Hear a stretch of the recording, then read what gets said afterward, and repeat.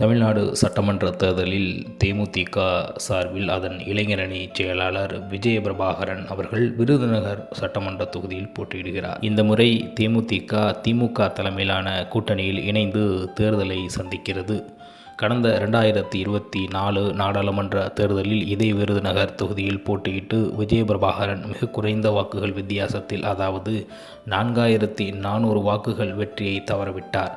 அந்த தொகுதியில் அவருக்கு இருக்கும் செல்வாக்கு மற்றும் மக்களின் ஆதரவை கருத்தில் கொண்டு மீண்டும் அங்கேயே போட்டியிட கட்சி தலைமை முடிவு செய்து இருக்கின்றது. அதே நேரத்தில் தேமுதிக பொதுச் செயலாளர் பிரேமலதா விஜயகாந்த் அவர்கள் விருத்தாசலம் தொகுதியில் போட்டியிடுகின்றார். விருதுநகர் தொகுதியில் தேமுதிகவின் வாக்கு வங்கி கடந்த காலங்களில் ஏற்ற இறக்கங்கள் கண்டுள்ளது. தற்போது விஜயபிரபாகரன் அங்கு போட்டியிடுவதால் கட்சி மீண்டும் ஒரு வலுவான நிலையை எட்ட முயற்சி செய்கிறது என்றுதான் கூற வேண்டும்.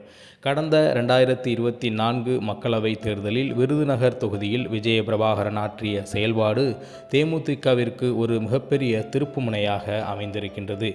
காங்கிரஸ் வேட்பாளர் மாணிக் தாகூரிடம் வெறும் 4379 வாக்குகள் வித்தியாசத்தில் மட்டுமே அவர் வெற்றியை தவறவிட்டார் என்பது குறிப்பிடத்தகுந்த ஒரு செய்தியாக இருக்கின்றது. இத்தொகுதியில் அவர் சுமார் 35.87% வாக்குகளை பெற்றார். இது கட்சியின் முந்தைய சரிவிலிருந்து ஒரு பெரிய முன்னேற்றமாக கருதப்படுகின்றது. குறிப்பாக திருமங்கலம் மற்றும் அருப்புக்கோட்டை போன்ற பகுதிகளில் அவருக்கு கூடுதல் செல்வாக்கு மிகுந்த வாக்குகள் கிடைத்திருக்கின்றன. 2011 தேமுதிகவின் கே. பாண்டியராஜன் 70,104 வாக்குகளை பெற்று வெற்றி பெற்றார். அப்போதைய தேமுதிகவின் அதிமுக கூட்டணியில் என்பது குறிப்பிடத்தக்கது. 2016 தனித்து போட்டியிட்ட போது சுமார் 10,127 வாக்குகள் 6.6% மட்டுமே பெற்றது என்பது குறிப்பிடத்தக்கது. 2021 தேமுதிக மற்றும் அமமுகவுடன் கூட்டணி அமைத்து போட்டியிட்ட போது அதன் வாக்குகள் மேலும் சரிந்தது என்பது வரலாறு. கூட்டணி பலம்.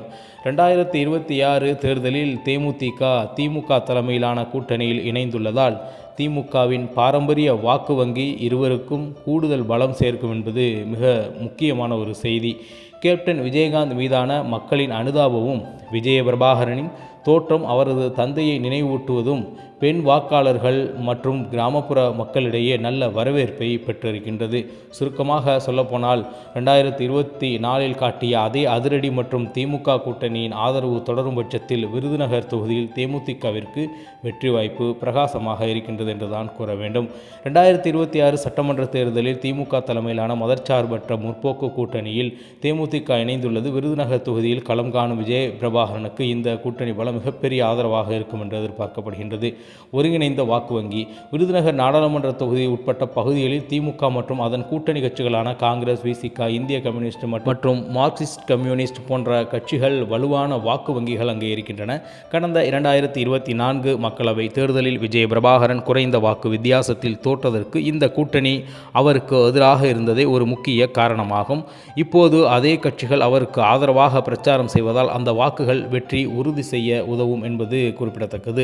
தமிழக முதலமைச்சர் மு. க. ஸ்டாலின் விருதுநகரில் நடைபெற்ற தேர்தல் பிரச்சார கூட்டத்தில் விஜயபிரபாகரனை தனது தம்பி என்று குறிப்பிட்டு அறிமுகம் செய்து வைத்தார்.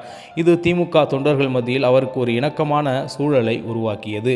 விருதுநகர் மாவட்டத்தில் செல்வாக்கு மிகுந்த திமுக அமைச்சர்களான KKSSR ராமச்சந்திரன் அருப்புக்கோட்டை மற்றும் தங்கம் தென்னரசு திருச்சுழி ஆகியோர் விஜயபிரபாகரனின் வெற்றிக்கு தேவையான களப்பணிகளை ஆலோசனைகளையும் வழங்கி வருகின்றனர்.